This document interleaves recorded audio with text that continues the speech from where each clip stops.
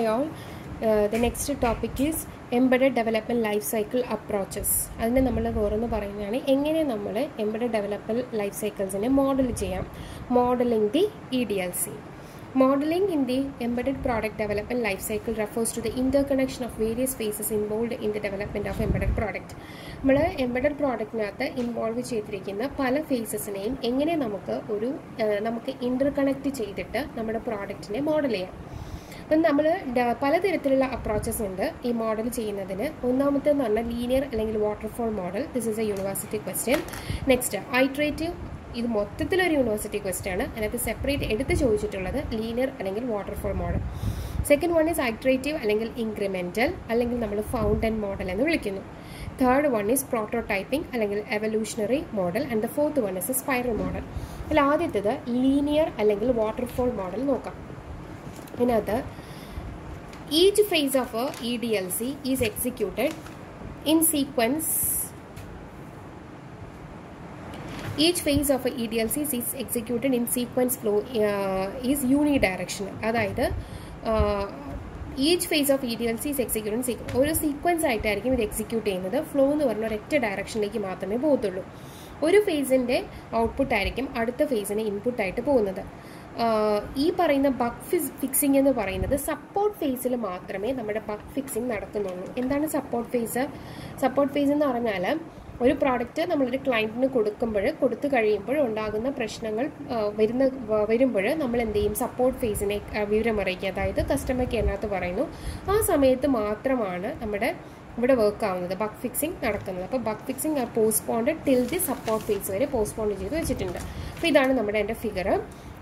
എല്ലാം യൂണിഡയറക്ഷനിലാണ്. Need, conceptualization, analysis, design, deployment and testing, development and testing, then deployment, then support, upgrade and retirement.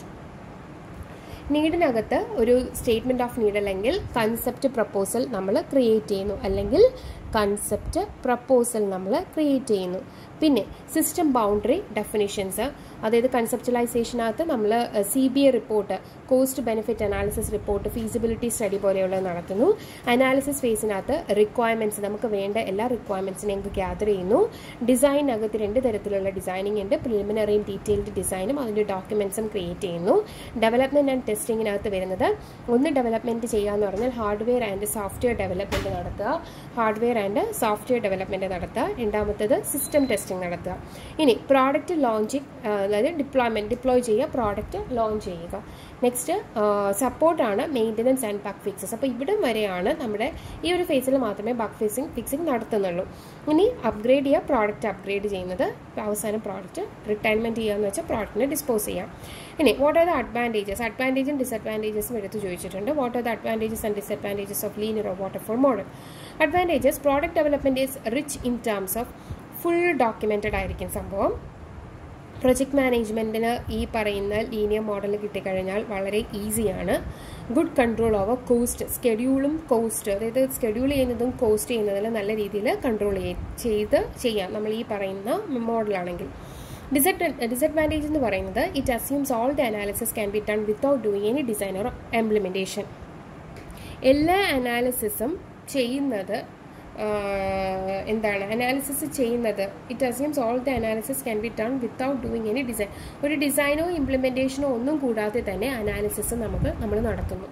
പിന്നെ risk analysis ഒരു തവണ മാത്രമേ നമ്മൾ പെർഫോം ചെയ്യുന്നുള്ളൂ, ഒരൊറ്റ തവണ. പ്രോഡക്റ്റ് ഈസ് അവൈലബിൾ പ്രോഡക്റ്റ് ഏറ്റവും അവസാനം മാത്രമേ നമുക്ക് അവൈലബിൾ ആക്കി കിട്ടത്തുള്ളൂ, അവസാനത്തെ ഫേസിൽ മാത്രമേ അവൈലബിൾ ആയിട്ട് കിട്ടുന്നുള്ളൂ. ബഗ് ഫിക്സ് ചെയ്യുന്നത് സപ്പോർട്ട് ഫേസിൽ മാത്രമേ ഫിക്സ് ചെയ്യുന്നു. These are the disadvantages of linear model. അപ്പം അനാലിസിസ് നടത്തുന്നത് without doing any type of a design or implementation. For the second time we are doing the analysis. That analysis is performed only once. ഇനി risk analysis is performed. റിസ്ക് അനാലിസിസും നമ്മളൊരു തവണ നടത്തുന്നുള്ളൂ. അതുപോലെ തന്നെ product is available only at the end. Bug fixes are performed at the support phase. These are the disadvantages.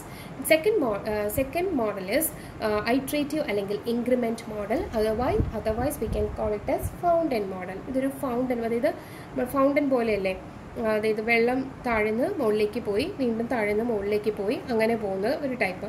അപ്പോൾ iterate എന്താണെന്ന് നോക്കാം. Cascaded series of linear models.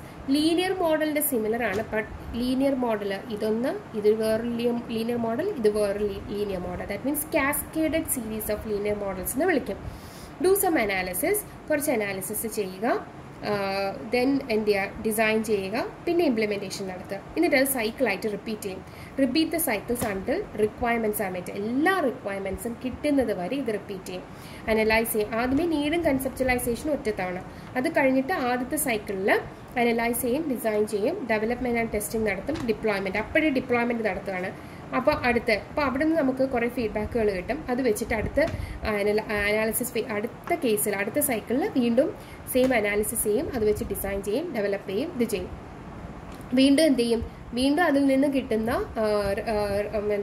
Review വെച്ചിട്ട് വീണ്ടും അതിനെ അപ്ഗ്രേഡ് ചെയ്യാൻ നോക്കും. ദാറ്റ് മീൻസ് അടുത്ത അനാലിസിസ് നടത്തും.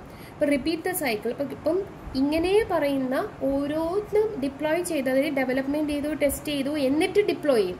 എന്നിട്ട് അതിനകത്ത് എന്തെങ്കിലും പോരായ്മകളുണ്ടെങ്കിൽ വീണ്ടും അനലൈസ് ചെയ്ത്, വീണ്ടും ഡിസൈൻ ചെയ്ത്, ഡെവലപ്പ് ചെയ്ത് ഡിപ്ലോയ് ചെയ്യും. അതിനകത്ത് എന്തെങ്കിലും പോരായ്മകളുണ്ടെങ്കിൽ വീണ്ടും ചെയ്യും. അപ്പോൾ ഇങ്ങനെ ചെയ്ത് അവസാനത്തെ സൈക്കിൾ കഴിയുമ്പോൾ മാത്രമേ നമ്മൾ സപ്പോർട്ട് ഫേസ് അപ്ഗ്രേഡ് റിട്ടയർമെൻറ്റിന് പ്രൊവൈഡ് ചെയ്ത് കൊടുക്കത്തുള്ളൂ. അപ്പോൾ റിപ്പീറ്റ് സൈക്കിൾസ് അണ്ടിൽ എല്ലാ റിക്വയർമെൻറ്റ്സും മെറ്റാകുന്നത് വരെ നമ്മൾ ഈ സൈക്കിൾ റിപ്പീറ്റ് ചെയ്തുകൊണ്ടിരിക്കും. The incremental model is a superset of iterative model where the requirements are known at the beginning and the divided into different groups. Requirements നമുക്ക് തുടക്കത്തിലേ അറിയാം, but അതിനെ different groups ആയിട്ട് നമ്മൾ divide ചെയ്യുന്നു. The core set of functions for each group is identified in the first cycle. അപ്പം എന്താണ് നമ്മുടെ പ്രോഡക്റ്റിന് വേണ്ടത് എന്നുള്ള കംപ്ലീറ്റ് റിക്വയർമെൻറ്റ്സ് നമുക്ക് ആദ്യത്തെ സൈക്കിളിൽ അറിയാം. എന്നിട്ടത് ബിൽഡ് ചെയ്യുന്നു, ഡിപ്ലോയ് ചെയ്യുന്നു. അപ്പോൾ ആദ്യത്തെ ആ ഒരു സെറ്റിനെയാണ് നമ്മൾ ഫസ്റ്റ് റിലീസ് എന്ന് പറയുന്നത്. ബഗ് ഫിക്സും പിന്നെ ആ ഫസ്റ്റ് ഫേസിൽ വന്ന പ്രശ്നങ്ങളെല്ലാം നമ്മൾ രണ്ടാമത്തെ സൈക്കിളിൽ overcome ചെയ്യും. Bug fixes and modification for each first cycle carried out in the second cycle. Process is repeated until all the functionalities are implemented, meeting എല്ലാ requirements കിട്ടുന്നത് വരെ നമ്മൾ ഈ പ്രോസസ് കണ്ടിന്യൂ ചെയ്യും. So what are the advantages? Good development cycle, feedback at each function. ഓരോ ഇംപ്ലിമെൻറ്റേഷനിൽ നിന്ന്, ഓരോ deployment കഴിയുമ്പോഴും നമുക്ക് ഫീഡ്ബാക്ക് കിട്ടും. Data can be used as reference for similar product development in future. ഫ്യൂച്ചറിൽ നമുക്ക് ഈ പറയുന്ന ഡേറ്റാസിനെ ഫ്യൂച്ചറിൽ നമുക്ക് റെഫർ ചെയ്യാം. More responsive to changing user needs. യൂസറിൻ്റെ നീഡ്സ് അനുസരിച്ച് നമുക്ക് എന്ത് ചെയ്യാം, ചേഞ്ച് ചെയ്തുകൊണ്ടിരിക്കാം. കാരണം നമ്മൾ കുറച്ച് റിക്വയർമെൻറ്റ്സ്, അതായത് ഡെവലപ്മെൻറ്റ് ആൻഡ് ടെസ്റ്റിംഗ് കഴിഞ്ഞാൽ നമ്മൾ ഡിപ്ലോയ് ചെയ്യുവാണ്. അപ്പോൾ അതിൽ നിന്ന് നമുക്ക് യൂസറിൻ്റെ നീഡ്സുകൾ ഓരോന്നോരോന്ന് അറിഞ്ഞ് അതിനനുസരിച്ച് നമുക്ക് അപ്ഗ്രേഡ് ചെയ്യാം. Provides working product model with at least minimum feature at the first cycle. ആദ്യത്തെ സൈക്കിളിൽ മിനിമം ഫീച്ചർ വെച്ചിട്ട് നമ്മൾ എന്ത് ചെയ്യും, പ്രോഡക്റ്റിനെ ഡെവലപ്പ് ചെയ്യുന്നു. റിസ്ക് മിനിമൈസ് ചെയ്യുന്നുണ്ട്, അഡ്വാൻറ്റേജസ് ആണ്, റിസ്ക് മിനിമൈസ് ചെയ്യുന്നുണ്ട്. Project management and testing is much simpler compared to linear മോഡലിനെ വെച്ച് നോക്കുമ്പോൾ പ്രോജക്ട് മാനേജ്മെന്റും ടെസ്റ്റിങ്ങും ഇതിനകത്ത് സിംപിളറാണ്.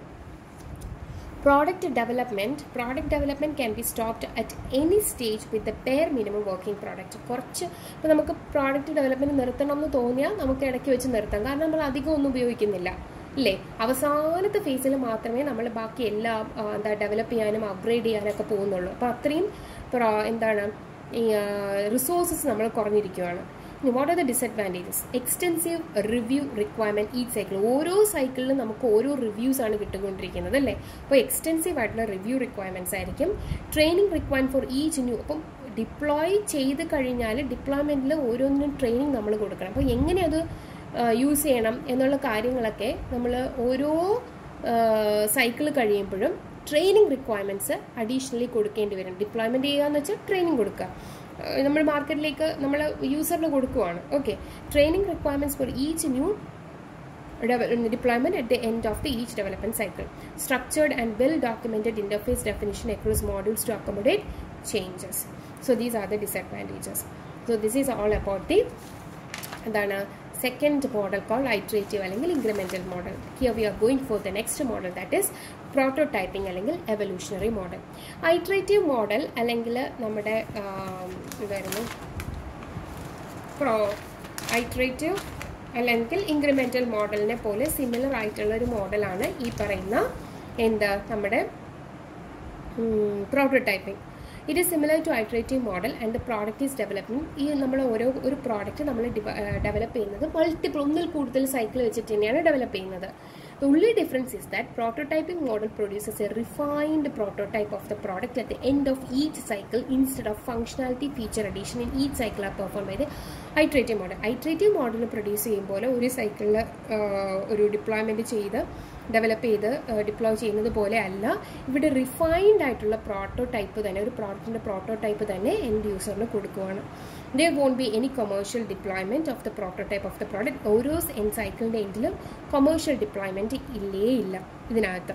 Shortcomings of the proto model after each cycle are evaluated and it is fixed in the next cycle.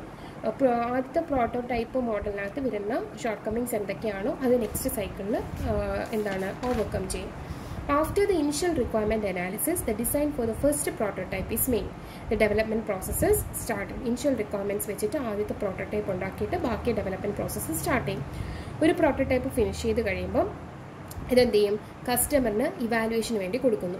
Customer എന്ത് ചെയ്യും, evaluate ചെയ്ത് പ്രോഡക്റ്റിനെ evaluate ചെയ്യും. അയാളുടെ ഫീഡ്ബാക്ക് ഡെവലപ്പറിന് തിരിച്ചു കൊടുക്കും. എന്തൊക്കെ ഇമ്പ്രൂവ്മെൻ്റ് ആണ് നടത്തേണ്ടതെന്നുള്ള കാര്യം അയാൾ പറയും. ദ ഡെവലപ്പർ എന്ത് ചെയ്യും, ഈ പറയുന്ന പ്രോഡക്റ്റിനെ വീണ്ടും റിഫൈൻ ചെയ്യും. എന്താ കസ്റ്റമറിൻ്റെ എക്സ്പെക്റ്റേഷൻസ് വെച്ചിട്ട് റിഫൈൻ ചെയ്തിട്ട് അടുത്ത പ്രോട്ടോടൈപ്പ് മോഡൽ ഇറക്കുന്നു. After a finite number of iteration, ഒരു കുറച്ച് ഐട്രേഷൻസ് കഴിയുമ്പോൾ ഫൈനൽ പ്രോഡക്റ്റ് കസ്റ്റമറിന് ഡെലിവർ ആക്കി കൊടുക്കുന്നു. ഇതാണ് ആ പറയുന്ന സംഭവം. അതായത് ഇവിടെ പറയുന്ന അനാലിസിസ് ആൻഡ് പ്ലാനിങ് നടത്തും, ഡിസൈൻ ചെയ്യും, പ്രോട്ടോടൈപ്പിംഗ് മോഡൽ കൊടുക്കും, അവസാനം കസ്റ്റമറിന് കൊടുക്കുന്നു. ഇതിനകത്ത് നോക്കിയാൽ മതി, ആദ്യത്തെ ഫേസിൽ ഇനിഷ്യൽ റിക്വയർമെൻറ്റ് പ്ലാനിങ് ഇവിടെ നിന്നാണ് തുടങ്ങുന്നത്. ഇനിഷ്യൽ റിക്വയർമെൻറ്റ് പ്ലാനിങ് നടത്തുന്നു. റിഫൈൻഡ് ഈ പറയുന്ന സംഭവം ഇങ്ങനെ വന്നു. അതിനെന്ത് ചെയ്യുന്നു, റിഫൈൻഡ് അതായത് പ്രൈമറി തുടക്കത്തിലുള്ള ഡിസൈൻ നടത്തുന്നു, ഇനിഷ്യൽ പ്രോട്ടോടൈപ്പ് നടത്തുന്നു, പിന്നെ എന്ത് ചെയ്യുന്നു, ഈ പറയുന്നത് ഇവാലുവേഷൻ ആൻഡ് ഫീഡ്ബാക്ക് നടത്തുന്നു. വീണ്ടും ഇതിനകത്ത് വീണ്ടും എന്ത് ചെയ്യുന്നുണ്ട്, റിഫൈൻഡ് ആയിട്ടുള്ള റിക്വയർമെൻറ്റ് പ്ലാൻ നടത്തും, പിന്നെ റിഫൈൻഡ് ആയിട്ടുള്ള ഡിസൈൻ നടത്തും, പിന്നെ എന്ത് ചെയ്യുന്നുണ്ട്, ആദ്യത്തെ പ്രോട്ടോടൈപ്പ് മോഡൽ അതായത് നെക്സ്റ്റ് പ്രോട്ടോടൈപ്പ് മോഡൽ ഇറക്കി. അത് കഴിയുമ്പോൾ അടുത്ത വീണ്ടും നമ്മൾ ഇറക്കുന്നു എന്താണ്, ഇവാലുവേഷൻ ഫീഡ്ബാക്ക്. അത് കഴിഞ്ഞ് ഇവാലുവേഷൻ ഫീഡ്ബാക്ക് നല്ലതാണ് എന്നുണ്ടെങ്കിൽ നമ്മൾ ഇവിടെ വെച്ച് ഫൈനൽ പ്രോഡക്റ്റ് ഇറക്കും, റിക്വയർമെൻറ്റ്സ് എല്ലാം മീറ്റ് ചെയ്യുന്നെങ്കിൽ. അല്ലാന്നുണ്ടെങ്കിൽ എഗെയിൻ നമ്മൾ എന്ത് ചെയ്യും, റിക്വയർമെൻറ്റ്സിന് വേണ്ടി പോകും. അപ്പോൾ ഇങ്ങനെ നമ്മൾ കണ്ടിന്യൂ ചെയ്യും, ലാസ്റ്റ് കസ്റ്റമറിന് ഡെലിവർ ചെയ്യും. നെക്സ്റ്റ് ഇതാണ് നമ്മൾ വരയ്ക്കേണ്ട പ്രോട്ടോടൈപ്പിങ്ങിനകത്ത് വരയ്ക്കേണ്ട figure. Then the prototyping model follows the following approaches. ഇത്രയും കാര്യങ്ങളാണ് നടത്തുന്നത്. Requirement definition, prototype development, prototype evaluation, requirement planning. അതായത് റിക്വയർമെൻറ്റ്സിനെ നമ്മൾ റിഫൈൻ ചെയ്യും, നമുക്ക് വേണ്ട റിക്വയർമെൻറ്റ്സിനെ, എന്നിട്ട് റിക്വയർമെൻറ്റ് ഡെഫിനേഷൻ എഴുതും, അതിൻ്റെ റിക്വയർമെൻറ്റ് റിഫൈൻ ചെയ്യും, റിഫൈൻ ചെയ്തിട്ട് റിക്വയർമെൻറ്റ് ഡെഫിനിഷനിനകത്തേക്ക് പോകും. റിക്വയർമെൻറ്റ് ഡെഫിനിഷൻ വെച്ചിട്ട് നമ്മൾ പ്രോട്ടോടൈപ്പ് ഡെവലപ്പ് ചെയ്തെടുക്കും. ആ ഡെവലപ്പ് ചെയ്ത് കഴിഞ്ഞാൽ പ്രോട്ടോടൈപ്പിനെ ഇവാലുവേറ്റ് ചെയ്തിട്ട് അതിനകത്ത് എന്തെങ്കിലും പോരായ്മയുണ്ടെങ്കിൽ വീണ്ടും റിക്വയർമെൻറ്റ് റിഫൈൻ ചെയ്യും, വീണ്ടും റിക്വയർമെൻറ്റ് ഡെഫിനിഷൻ എഴുതും, വീണ്ടും പ്രോട്ടോടൈപ്പ് ഡെവലപ്മെൻറ്റ് നടത്തും, വീണ്ടും പ്രോട്ടോടൈപ്പിനെ ഇവാലുവേറ്റ് ചെയ്യും. ഇതാണ് സൈക്കിൾ പോകുന്നത്. ഇനി last model spiral model. Spiral model combines the elements of linear prototyping കൂടി കമ്പൈൻ ആയിട്ടുള്ളൊരു വേർഷനാണ് ഇത് സ്പൈറൽ മോഡൽ. ഏറ്റവും വളരെ ബെസ്റ്റ് ആയിട്ടുള്ള ഒരു EDLC മോഡലാണ്, റിസ്ക് മിനിമൈസ്ഡ് ആയിട്ടുള്ള ബെസ്റ്റ് മോഡലാണ് സ്പൈറൽ മോഡൽ എന്ന് പറയുന്നത്. The product development starts with project definition and traverses through all the phases of EDLC to multiple phases. ഒന്നിൽ കൂടുതൽ ഫേസസ് യൂസ് ചെയ്തിട്ട് EDLCയിൽ പറഞ്ഞിരിക്കുന്ന എല്ലാ ഫേസ് വഴിയും ഈ പറയുന്ന സ്പൈറൽ മോഡൽ ട്രാവൽ ചെയ്ത് പോകും. The activities involved in the spiral model can be associated with the 4 quadrants of spiral. 4 quadrants ആയിട്ട് നമുക്ക് ഡിവൈഡ് ചെയ്യാൻ പറ്റും. ഇതുപോലെ 4 quadrant ആയിട്ട് സ്പൈറൽ ആണെന്നേ ഉള്ളൂ.